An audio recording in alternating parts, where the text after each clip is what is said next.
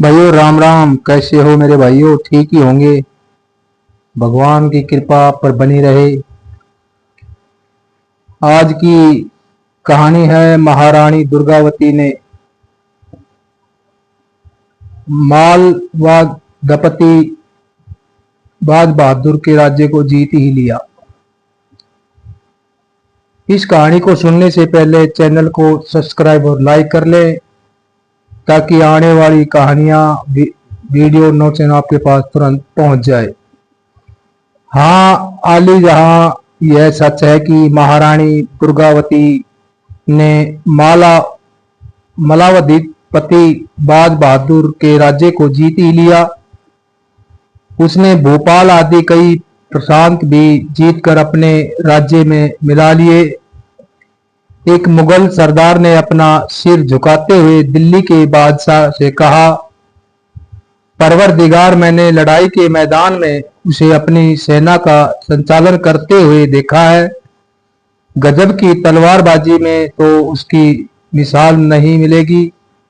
जिधर निकल जाती है दुश्मनों के दल पल भर में साफ नजर आते हैं।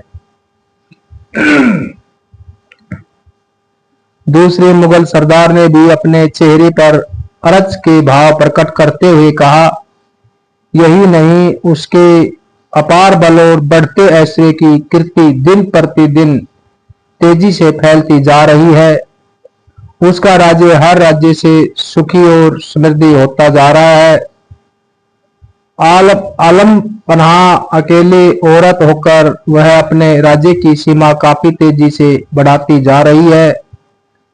अतुल संपत्ति की स्वामिनी होती जा रही है। कहीं ऐसा न हो कि बढ़ते बढ़ते एक दिन वह अपनी सेना के साथ दिल्ली की ओर भी कूच कर दे। एक और मुगल सरदार ने संकित निगाहों से बादशाह की ओर देखा। चुप रहो, मैं उसके बारे में अब और कुछ नहीं सुनना चाहता हूं। अचानक दिल्ली सर बादशाह अकबर गरज उठा। उसकी कड़कड़ादार आवाज से राज दरबार में क्षण भर के लिए गहरा सन्नाटा छा गया। उपस्थित सभी लोगों की निगाहें बादशाह के क्रोध से तमतमाए चेहरे पर जा टिकी। असफ खान, तुम कल ही अपनी शाही फौज के साथ गोंडवाना की ओर कूच करो। मैं शीघ्र ही तुम्हारी फतेह की खबर सुनना चाहता हूं।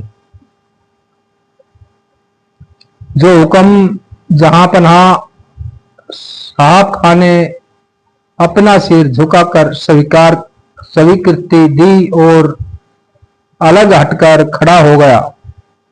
बादशाह अकबर ने अपना दरबार बरकरार कर दिया और उठकर महल के भीतर भाग में चला गया।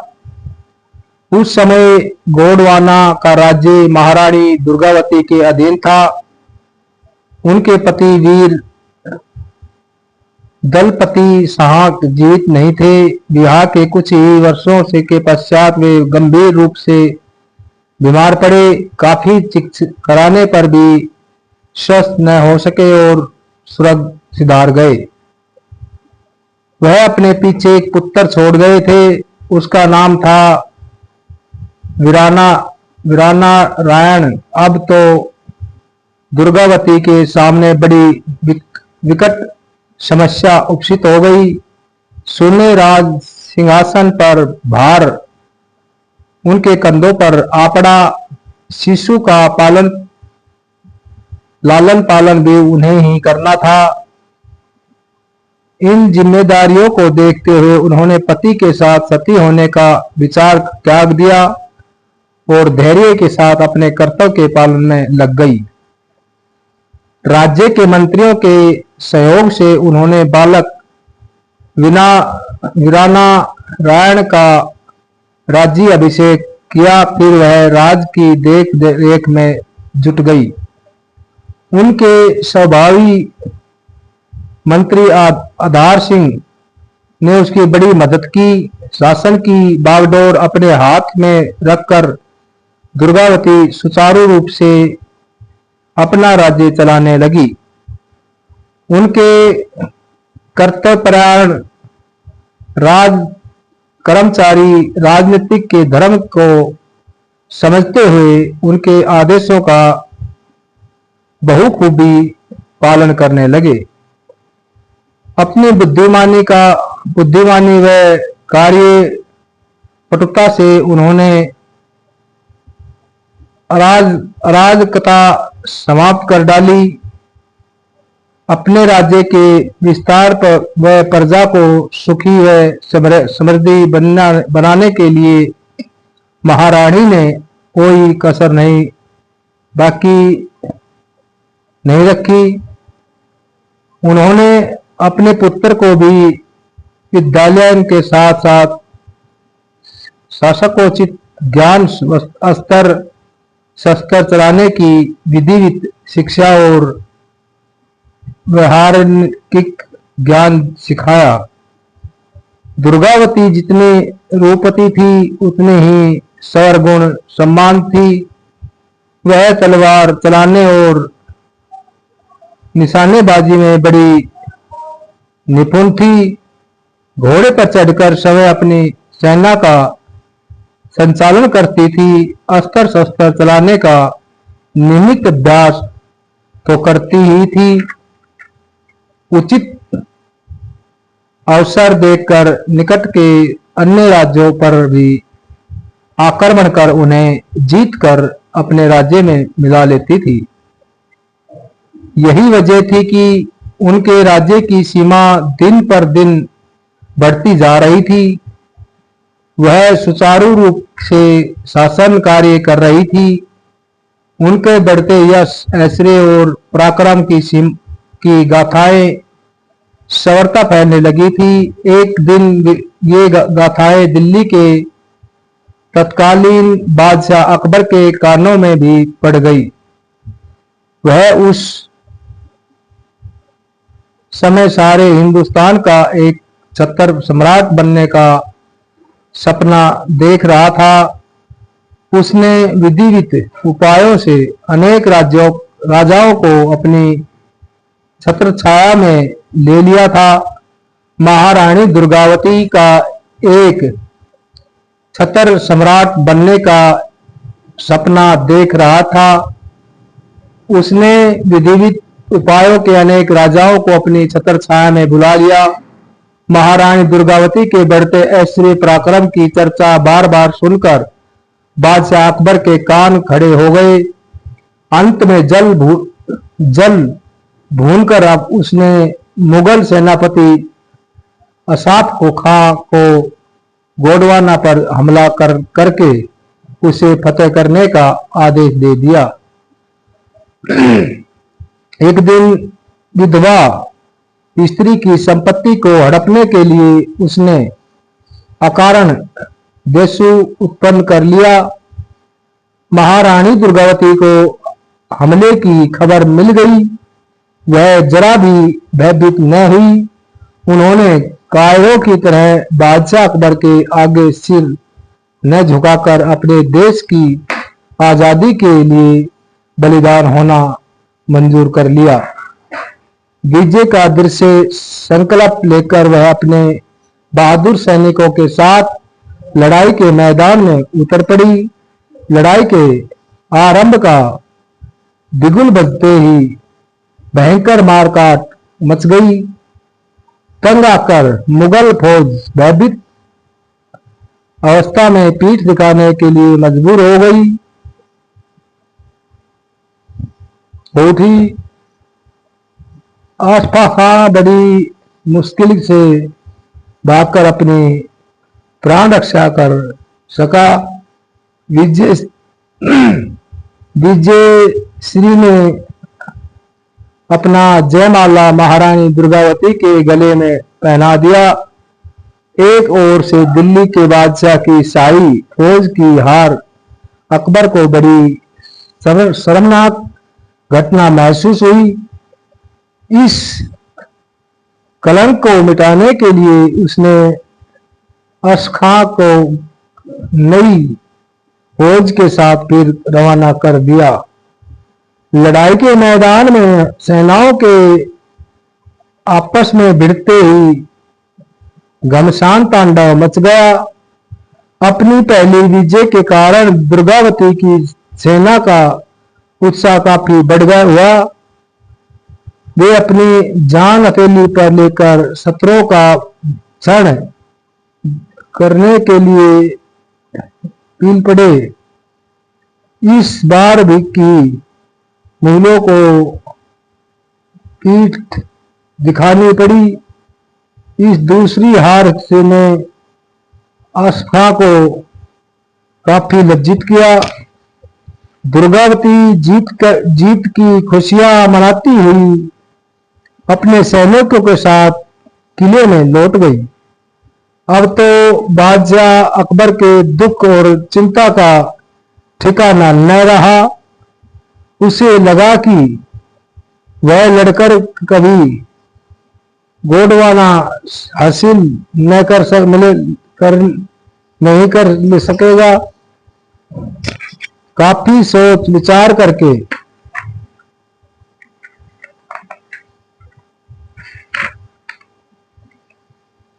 कूटनीति का सहारा ले दुर्गावती की जड़ उखाड़ने का निश्चय कर लिया। उन दिनों गोंडवान में बदन सिंह नाम का एक दुष्ट देशद्रोह रहता था। बदन सिंह ने जागीर के लालच में गोंडवान का सारा राज अकबर को बता डाला। देशद्रोह करने में उसे जरा भी शर्म नहीं आई। कुछ दिनों के बाद अकबर की शाही फौज फिर दुर्गावती पर हमला करने चल पड़ी। उसने लगभग 60,000 सैनिक थे। इस बार साफा के सेनापति अब्दुल मजीद खां भी था। देशद्रोही बदन सिंह तो इनसे मिला हुआ था ही वह गुप्त मार्ग की जानकारी साफा को बताता जा रहा था। इससे मुगलों को काफी सुविधा हो रही थी। दुर्गावती ने शत्रु को फिर आया देखकर अपनी सेना को 3 भागों में बांटा। एक भाग का चंचल भार उन्होंने खुद उठाया। 2 भागों की जिम्मेदारी आधार सिंह को और वीराना राण पर सौंप दी। लड़ाई के मैदान में दोनों ओर की सेनाएं आपस में भिड़ गई। मुगल सैनिक बहुत अधिक संख्या में थे। उनके मुकाबले बहादुर गौड़ सैनिक मुट्ठी भर भी ही लग रहे थे। उन्होंने मातृभूमि की रक्षा के लिए अपने प्राणों का जरा भी मोह नहीं था। पलक झपते ही बिगुल ध्वनि के साथ भयंकर लड़ाई छिड़ गई। दुर्गावती ने तो साक्षात ब्रह्मचंडी का अवतार धारकर शत्रु सेना में हाहाकार मचा दिया।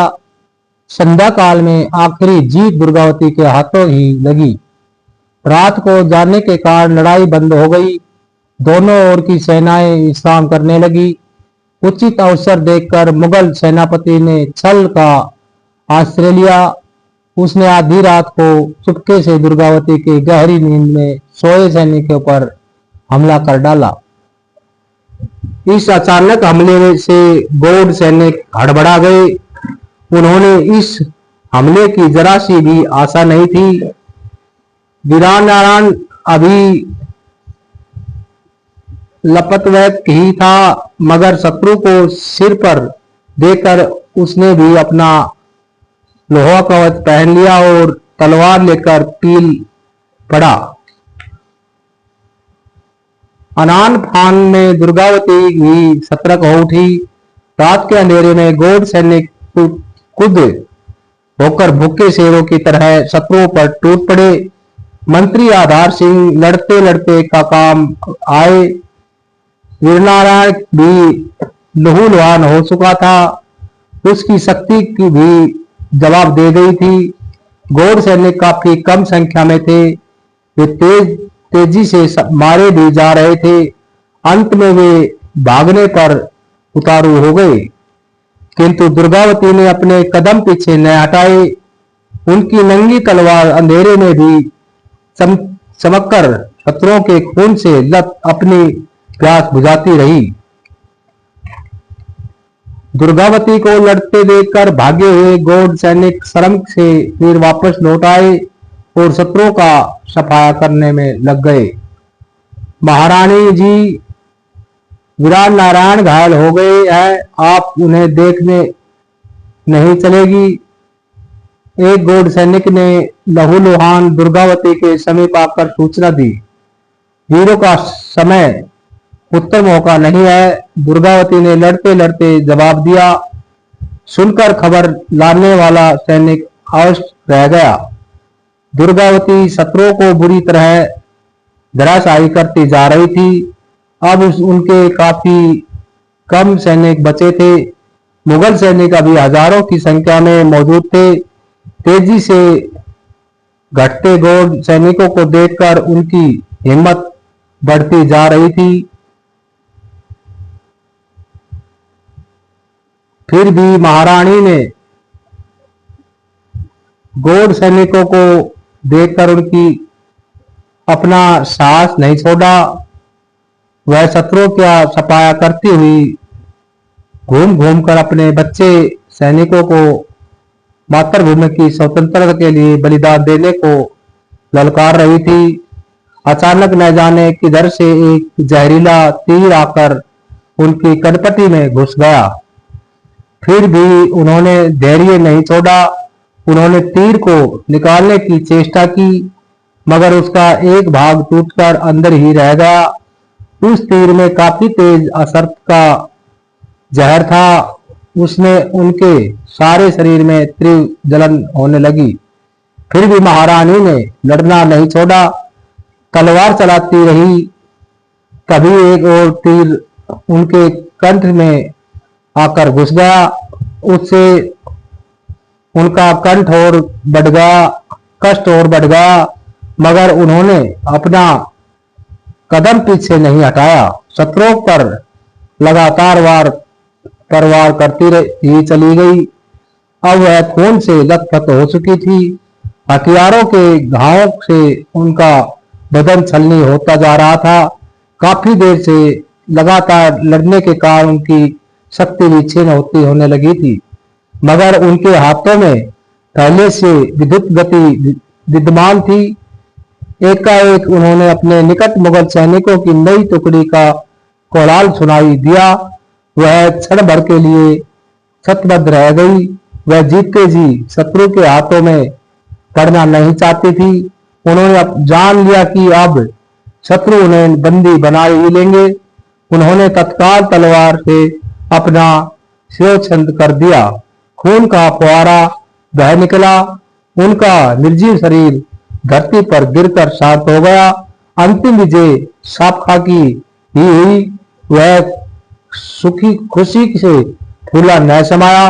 महारानी दुर्गावती आखिरी सांस तक मातृभूमि की स्वतंत्र ही रक्षा के लिए लड़ती रही। उसके बलिदान का यशोद गाथा इतिहास में सदैव के लिए अमर हो गया।